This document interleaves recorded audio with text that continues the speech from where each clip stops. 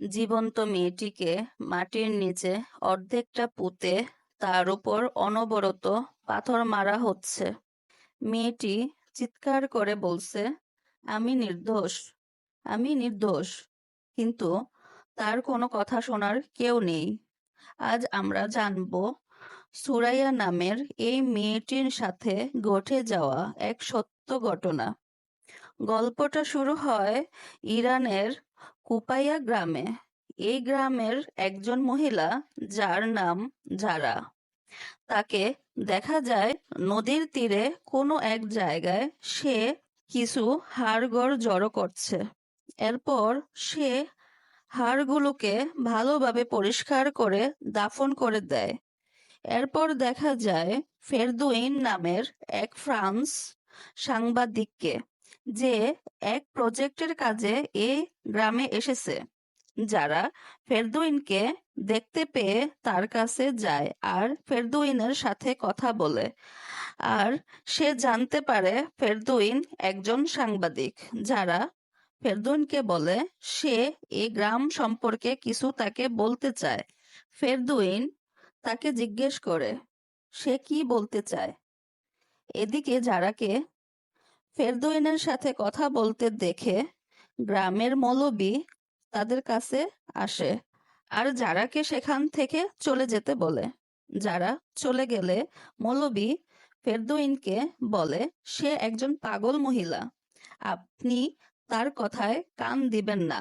এরপর যারা কাগজে তার বাড়ির ঠিকানা লিখে ফেরদৌইনের দিকে ছুড়ে দেয়, কারণ সে জানতো গ্রামের লোকেরা তার সাথে কোনো ভাবেই কথা বলতে দেবে না। এরপর ফেরদৌইন তার বাড়ি যায়। তখন যারা তাকে বলে, আপনি আপনার রেকর্ডার অন করুন, আমার কথাগুলো রেকর্ড করুন, কোনো কথা যেন মিস না হয়। ফেরদৌইন রেকর্ডার অন করলে যারা তার কথা বলতে শুরু করে। সে বলে, এই গ্রামের লোকেরা জুলুমের শেষ প্রান্তে পৌঁছে গেছে। গ্রামের লোকেরা তার বোনের সাথে যা করেছে সেই কাহিনী সে বলবে।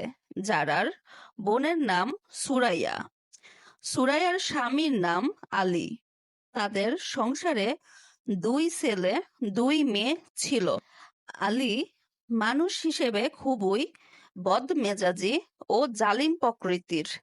বাচ্চাদের সামনে সে সব সময় সুরাইয়াকে বেধড়ক মারত। কিন্তু সুরাইয়া আলীর সব জুলুম অত্যাচার সহ্য করে নিত। আলী শহরের এক জেলে গার্ড হিসেবে কাজ করত। একদিন পাশের গ্রামের 14 বছরের একটা মেয়ে আলীর চোখে পড়ে। ওই মেয়েটার বাবা আলী যে কারাগারে কাজ করে সেই কারাগারে বন্দি। তার অনেক বছরের সাজা হচ্ছিল। মেয়েটির বাবার সাথে আলীর চুক্তি হয়, যদি সে কারাগার থেকে মুক্ত করতে পারে তাহলে সে আলীর সাথে তার মেয়ের বিয়ে দেবে। কিন্তু আলীর 2 বউ চালানোর মতো আর্থিক অবস্থা ভালো ছিল না। এজন্য সে চাইছিল সুরাইয়া যেন তাকে ডিভোর্স দেয়। কিন্তু সুরাইয়া আলীকে ডিভোর্স দিতে রাজি হয় না। আলী সুরাইয়াকে ডিভোর্স দিতে না পেরে গ্রামের মৌলবীর কাছে যায়, কারণ গ্রামের সব লোক মৌলবীর কথা মেনে চলতো। কিন্তু মৌলবী তাদের ব্যক্তিগত বিষয়ে ইন্টারফেয়ার করতে চাচ্ছিল না। মৌলবী রাজি না হওয়ার কারণে আলী তাকে ব্ল্যাকমেল করে বলে যে যদি তার কথা না শোনে তাহলে মৌলবীর অতীত সম্পর্কে সবার সামনে ফাঁস করবে। আসলে মৌলবী তার অতীত জীবনে জেল খাটা আসামি ছিল, যা আলী ছাড়া আর কেউ জানে না। তাই বাধ্য হয়ে মৌলবী আলীর কথায় তাদের বাড়িতে গিয়ে সুরাইয়াকে বুঝাতে রাজি হয়।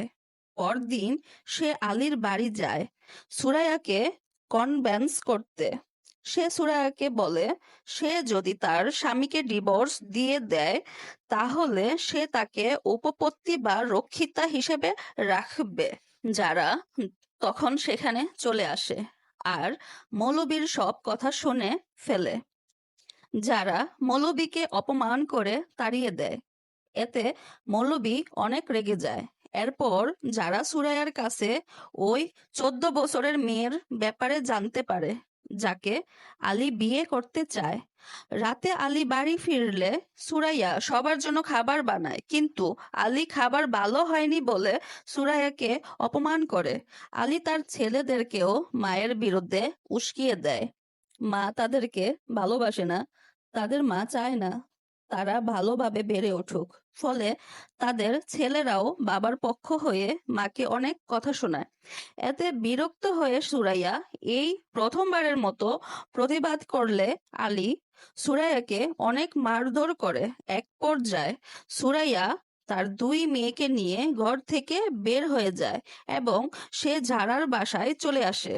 যারা সুরাইয়াকে বুঝায়, পুরুষ মানুষ রেগে থাকলে তার মুখের ওপর কথা বলতে হয় না।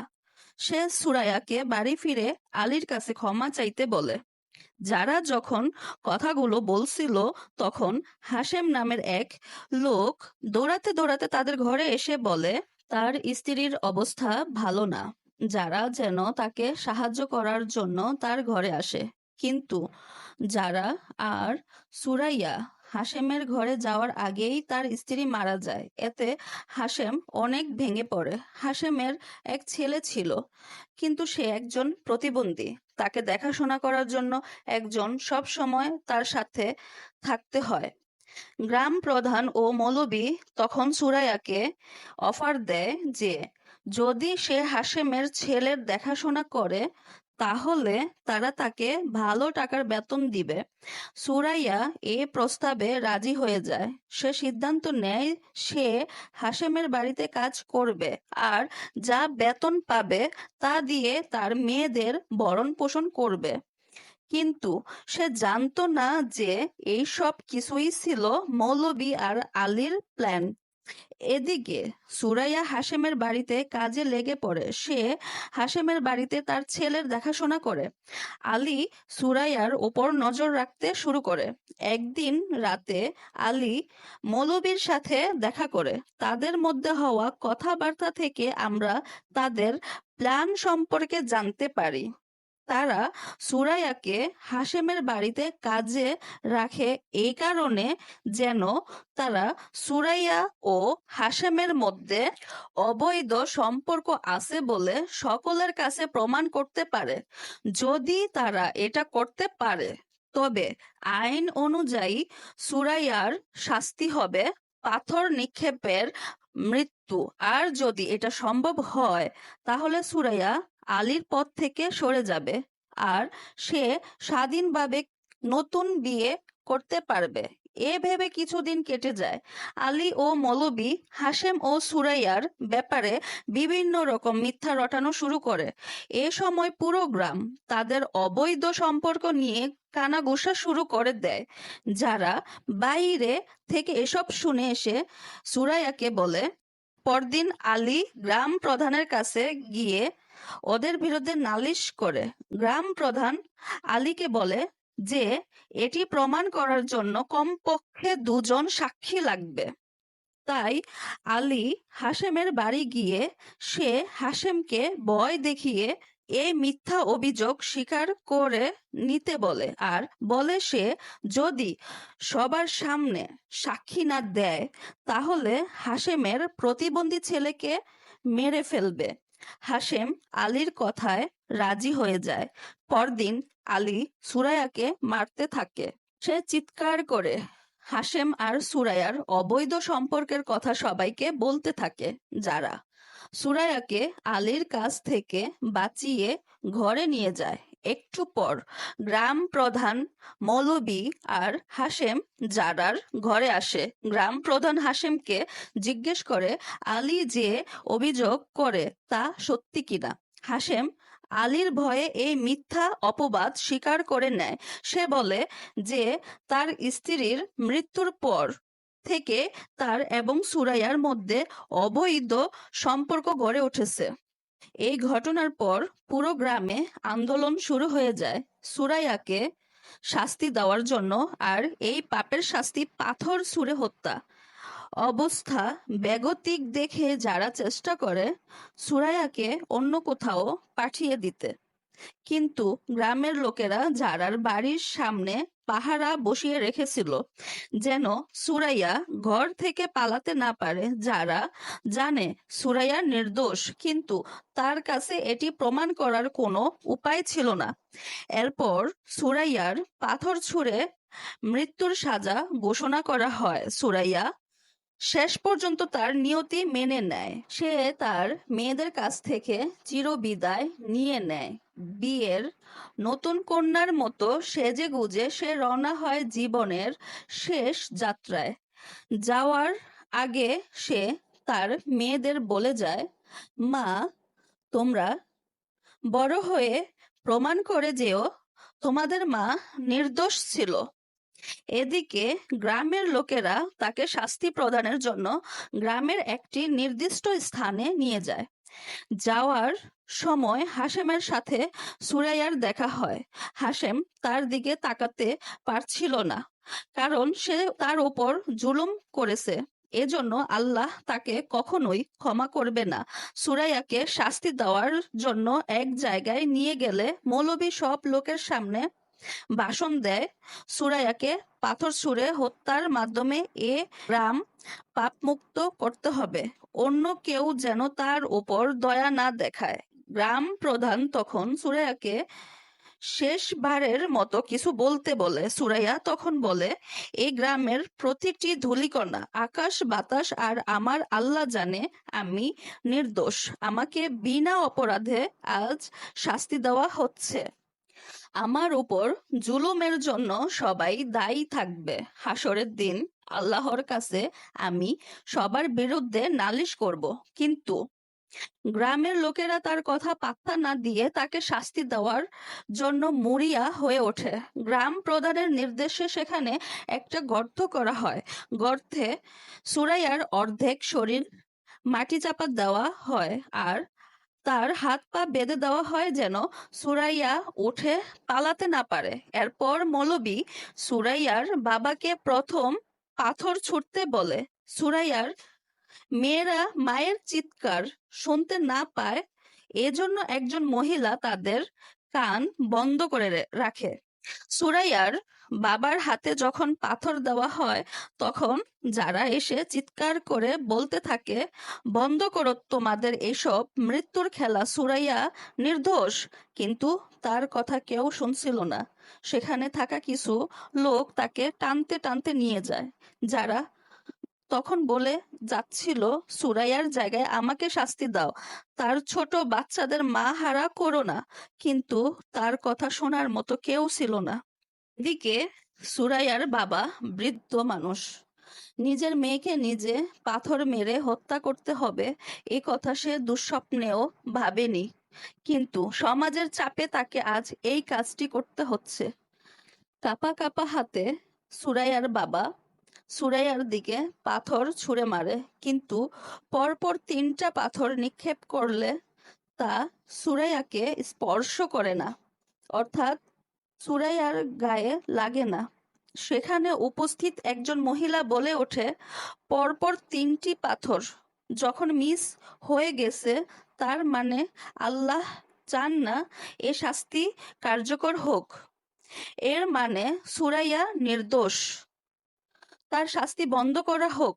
গ্রাম প্রধানের ওই একই কথা বিশ্বাস হয়ে সে বন্ধ করার চেষ্টা করে, কিন্তু আলীর ইশারায় মৌলবী গ্রাম প্রধানকে পেছনে টেনে নিয়ে যায় যেন কোনোভাবে সে শাস্তি বন্ধ করতে না পারে, কারণ যদি বেঁচে যায় তাহলে তাদের গোপন কথা ফাঁস হয়ে যাবে।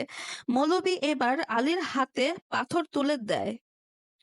আলী সুরাইয়ার দিকে পাথর ছুঁড়ে মারে। সুরাইয়ার ছেলেদেরকে পাথর ছুঁড়তে বলা হয়, তারাও তার মায়ের দিকে পাথর ছুঁড়ে মারে। এরপর হাশেমকে পাথর ছুঁড়তে বলা হয়, কিন্তু সে পাথর ছুঁড়তে পারছিল না, তাই তার ছেলেকে নিয়ে সেখান থেকে চলে যায়।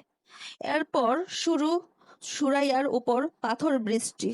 সারা গ্রামের লোক বৃষ্টির মতো করে তার দিকে পাথর ছুঁড়তে থাকে। সুরাইয়ার শরীর রক্তে লাল হয়ে যায়। সুরাইয়া এক পর্যায়ে মাটিতে লুটিয়ে পড়ে। গ্রামের লোকেরা মনে করে সুরাইয়া হয়তো মারা গেছে। আলী সুরাইয়াকে দেখে মারা গেছে কিনা সে তার কাছে এসে বুঝতে পারে সুরাইয়া মারা যায়নি, সে অজ্ঞান হয়েছে মাত্র। তখন আলী সবাইকে চিৎকার করে বলে সুরাইয়া মারা যায়নি। তখন তার উপর আবারও এক দফা পাথরের বৃষ্টি শুরু হয়। এরপর সত্যি সত্যি সুরাইয়া মারা যায়। তারপর গ্রামের সব লোক, এমনকি তার বাবা এবং আলী, তার মৃতদেহ সেখানে রেখে যার যার ঘরে চলে যায়। রাতে কিছু মহিলা সুরাইয়ার মৃতদেহটি তুলে পরিষ্কার করে দাফন করে দেয়, কিন্তু রাতে কিছু কুকুর তার লাশ তুলে তার দেহের কিছু অংশ খেয়ে ফেলে। গল্পের শুরুতে দেখলাম যারা কিছু হাড়গোড় কবর দিচ্ছে, আসলে এগুলো সুরাইয়ার হাড়ই ছিল। এরপর আবার আমরা বর্তমানে ফিরে আসি।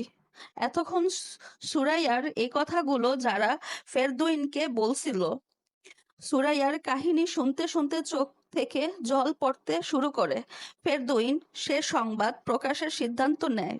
এজন্য সে ট্যাপ রেকর্ডারের রেকর্ড হওয়া ক্যাসেটটা তার সাথে নিয়ে যেতে চায়, কিন্তু যারা জানতো গ্রামের লোকেরা ফেরদৌইনকে এ সংবাদ প্রকাশ করতে দিবে না, তারা ফেরদৌইনের কাছ থেকে ক্যাসেটটি ছিনিয়ে নিবে।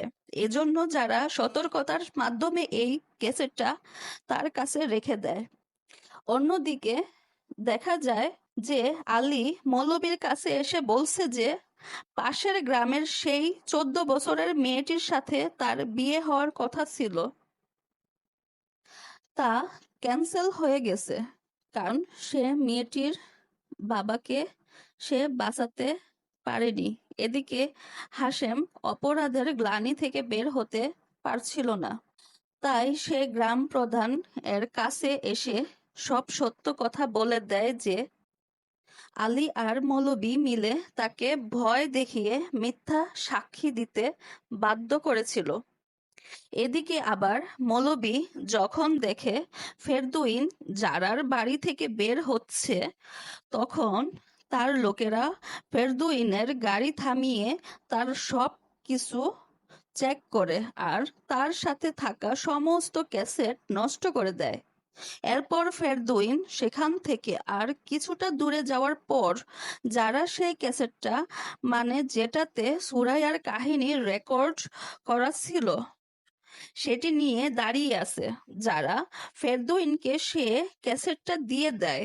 মৌলবীর লোকেরা তার কাছে পৌঁছানোর আগেই ফেরদৌইন গাড়ি নিয়ে সেখান থেকে চলে যায়। আর যারা তখন চিৎকার করে বলতে থাকে সুরাইয়ার কাহিনী এখন পুরো পৃথিবী জানবে, পুরো পৃথিবী জানতে পারবে সুরাইয়া নির্দোষ। আর এখানেই সেই নির্মম গল্পটি শেষ হয়ে যায়। সবাই ভালো থাকবেন, নিরাপদে থাকবেন, সুস্থ থাকবেন, সতর্কতার সাথে সাবধানে থাকবেন। ধন্যবাদ।